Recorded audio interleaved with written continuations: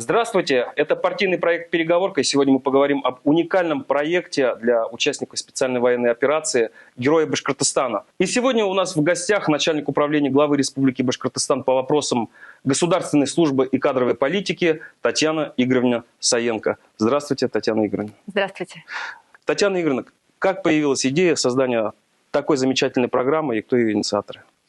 Сама программа «Региональный герой Башкортостана» является продолжением федеральной программы «Время героев». Программа «Время героев» была инициирована президентом Российской Федерации Владимиром Владимировичем Путиным. У нас сейчас идет обучение первого потока федеральной программы «Время героев» и набор второго потока. И в конце прошлого года президент выступил с инициативой, чтобы во всех субъектах Российской Федерации в начале 2025 года стартовали аналогичные региональные проекты. И в феврале 2025 года в Башкирии был запущен проект «Герои Башкортостана». У этого проекта несколько этапов, и хотелось бы узнать, сегодня на каком этапе вы находитесь и что ожидает участников далее по программе? Я, наверное, если позволите, начну с самого начала. То есть мы стартовали, как я уже сказала, в феврале 2025 года. На первом этапе мы просили участников зарегистрироваться, то есть создать свой личный кабинет на платформе программы. Всего у нас было подано 2026 заявок. И Республика Башкортостан по числу регистрации на региональную программу заняла первое место в Российской Федерации. Далее участникам было предложено заполнить на сайте анкету, в которой они давали свои короткие биографические данные. Следующий этап был написание эссе. В «Героях Башкортостана» участники должны были ответить на 3 вопроса. Первый вопрос – для чего они подали заявку на данную программу? Какова их мотивация? Второй вопрос был – какие 3 основные проблемы они видят в Республике Башкортостан и каковы пути их решения, по их мнению? И третий вопрос – если бы их сослуживцев либо друзей спросили и попросили описать их участников, то как, по их мнению, они бы ответили? Это было эссе. Поверьте, все эссе мы читали, они были очень интересно, увлекательные, и на самом деле из многих эссе мы выделили ряд интересных идей, которые, я думаю, в дальнейшем могут быть успешно реализованы у нас в субъекте. И следующий этап всем участникам, которые успешно запомнили, прошли первые 3 шага, было предложено пройти тестирование. Тестирование было как на общую эрудицию, так и на управленческие компетенции. Нам помогало с тестированием президентской академии РАНХИКС. Оно проходило онлайн, и его прошло порядка 1000 человек. Из 2000 подавших заявку на тестирование смогли пройти, до него дошли до этого этапа 1000 человек. Далее, по итогам тестирования, участники, которые находятся сейчас на СВО, на линии боевого соприкосновения, в целях их же безопасности были пока зачислены в резерв, поскольку все следующие этапы предполагали либо видеосвязь для проведения собеседования, либо очное присутствие в регионе проведения программы. А мы, опять-таки, повторюсь, с точки зрения безопасности участников, многие эти моменты не могли решить. Поэтому они были зачислены в резерв до момента их демобилизации. А все остальные участники, которые сейчас уже демобилизованы, были приглашены на онлайн-собеседование. И далее на очный этап. И сейчас мы находимся как раз-таки в стадии подсчета голосов и баллов по итогам всех прошедших этапов. И выносим на решение общественного совета списки участников, соответственно, их рейтинг. Для принятия решения, кто же будут те самые 70 человек, которые поступят на годовую программу обучения, включающую очно-заочный модуль. То есть, получается, сейчас 70 человек, они сейчас отобраны? Или они уже... пока не отобраны. Нет, пока еще не отобраны. Нет, мы пока считаем все баллы, сводим, еще раз перечитываем все эссе, то есть нам же необходимо полную оценку дать, всестороннюю оценку кандидату, смотрим еще раз все анкеты, обращаем отдельное внимание на награды за период участия в СВО, вообще на вклад на определенного участника, на то, как он прошел тестирование, как он повел себя на собеседованиях, на очном этапе, потому что там он показывал командную работу, где-то была индивидуальная работа 1 на 1 с экспертом. И далее окончательное решение, конечно же, принимает общественный совет программы. Причем член общественного совета – это открытый список, он вывешен на сайте программы и общедоступен. Татьяна Игоревна, сейчас те 70 человек, которые будут отобраны, что их ожидает в течение года? С 21 июля этого года начнется у нас образовательный модуль. Он будет длиться ровно год.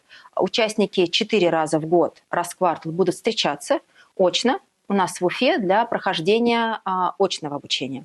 Оно будет продолжаться порядка 11-12 дней. А далее между этими очными модулями они будут заниматься межмодульной работой. Это будет дистанционное обучение, выполнение определенных каких-то практических задач, либо где-то еще какие-то выезды для стажировок на площадках. А где будут проходить стажировки? Какие стажировки ожидает участников этой программы? Мы предполагаем, что это будут, конечно, стажировки в органах власти республиканских, что это будут стажировки в муниципалитетах, и мы очень хотели бы, чтобы это были стажировки на промышленных площадках нашей республики, о чем мы сейчас также ведем переговоры с крупными предприятиями и организациями. Татьяна Игоревна, вот этот проект «Герои Башкортостана» — это все-таки о трудоустройстве или о чем-то другом? Я бы сказала, что это не только о трудоустройстве. Да, бесспорно, мы будем стремиться, у нас есть такая задача помочь трудоустройством всем участникам данного проекта. Я говорю сейчас про 70 человек, но все-таки я вижу его несколько шире. Это такая некая миссия, потому что ребята, которые возвращаются с СВО, бесспорно, мы должны помочь им, во-первых, либо найти новое место работы, потому что они, на мой взгляд, несут в себе очень важные ценностные ориентиры, которые они могут передать прекрасно подрастающему поколению. И на очном модуле, когда мы с ними встречались, на очной оценке очень многие как раз-таки рассказывали о том, как они видят в дальнейшем свой вклад уже в развитие региона, и именно в части работы с подрастающим поколением, где-то в части патриотики и так далее. Может быть, кто-то из них захочет сменить место работы, ему потребуются новые компетенции. Бесспорно, не у всех у них, возможно, есть такие управленческие компетенции и навыки. И я вижу цель этого проекта как раз-таки больше помощь им в том, чтобы найти себя и найти, может быть, какую-то новую линию развития себя в регионе. Это такой миссийный проект, да? Да, миссийный проект, да, то есть те, которые вот из глубины идут вот для того, чтобы дать это обществу. Соответственно, я в этом вижу. Расскажите, пожалуйста, а вот очный этап, как он проходил? Ребят рандомно распределили на команды, и им было предложено за ограниченное количество времени, сначала, познакомившись в командах, выработать лонг-лист проблем, которые они видят в субъекте на сегодня и которые они хотели бы решать. Далее, после небольшого перерыва и презентации результатов работы команд, каждая команда получила уже конкретную проблему, над решением которых, над поиском, точнее, пути решения которых они работали в оставшийся час. Самое интересное, что большая часть, вот как я уже сказала, все-таки озвучили проблему. Даже не столько проблему, наверное, а блок, который требует дополнительного внимания и в котором они видят возможность вклада своего собственного, это работа с молодежью, это патриотическое воспитание. Конечно же, очень многие переживали за судьбу своих районов муниципальных и хотели бы как раз-таки вернуться и получить возможность внести посильный вклад в развитие собственных районов, потому что они не понаслышке знают проблематику, они там выросли, и они очень хотят, на самом деле, искренне чем-то заняться полезным для общества, населения и своей родины. Мы говорили о стажировках и трудоустройстве, Татьяна Игоревна. На сегодняшний день с какими компаниями, работодателями вы сотрудничаете и кто является партнерами этого уникального проекта? Начну, наверное, с нашей Башкирской академии госслужбы и управления при главе Республики Башкортостан, потому что она является основным образовательным оператором образовательной программы. Далее мы сотрудничаем с партией «Единая Россия», с региональным отделением, конечно же. Мы сотрудничаем с обществом знания. Мы сотрудничаем со Сбером.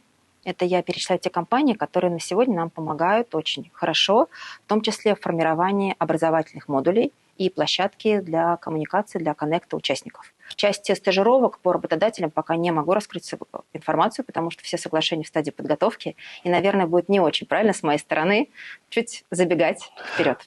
Татьяна Юрьевна, хотелось бы узнать вот для наших зрителей, все-таки вот этот список партнеров, он сегодня открыт или закрыт? Когда он полностью будет сформирован, он будет открыт. Такой вопрос. Какие основные запросы у участников программы? Вы знаете, по итогу опять вернусь с очного этапа. Почему я возвращаюсь к нему? Потому что он позволен нам лично познакомиться с каждым участником, воочию увидеть их, вот всех, кто приехали к нам в Уфу. Я скажу, что основной, наверное, запрос – это все-таки получить возможность реализации какого-либо социально значимого проекта в своем родном субъекте. Татьяна Юрьевна, а вот с какими основными трудностями сталкиваются сегодня участники специальной военной операции в поиске работы у нас в республике? Ну, наверное, я повторюсь, что если ребята возвращаются, и у них контракты либо договора приостановлены, и они возвращаются на свои прежние рабочие места, тут, я думаю, проблем не возникают. Если же по ряду причин, они бывают у каждого свои, они решают сменить место работы, сменить четко направление деятельности, то тут, конечно же, я думаю, они сталкиваются с вопросами либо отсутствия каких-либо компетенций, поэтому я проект вижу, важной задачей проекта как раз-таки прокачка для них управленческих компетенций с возможностью дальнейшей реализации себя. Ну и, в принципе, возможно, наверное, отсутствие профильного образования, если они пытаются кардинально что-то поменять. Но здесь я тоже вижу очень большой плюс в том, что сегодня существует ряд льготных возможностей, да, на льготных условиях получить участникам СВО высшее образование и любые иные курсы пройти. Татьяна Игоревна, в подобных форматах подкастов у ведущего всегда есть повторяющиеся финальные вопросы, и в нашей переговорке есть такой же вопрос, который мы всегда задаем. О чем сегодня члену партии «Единая Россия» говорить и с кем говорить? Интересный вопрос. Вы знаете, как бы я на него ответила? Я думаю, что сегодня нужно говорить. То есть неважно с кем и о чем, важно говорить. Вот я на этом акцент делаю, важно коммуницировать. Но при этом, говоря и поднимая какие-то острые темы, надо, конечно же, не забывать об ответственности. Потому что когда из уст, в том числе члена партии, идет какая-то информация, мы должны понимать, что она проверена, мы должны включать критическое мышление, мы должны понимать, что она не несет за собой личных эмоциональных окрасов, то есть мы должны помнить про когнитивные искажения, и важно просто говорить. Важно быть в социуме, общаться и давать информацию.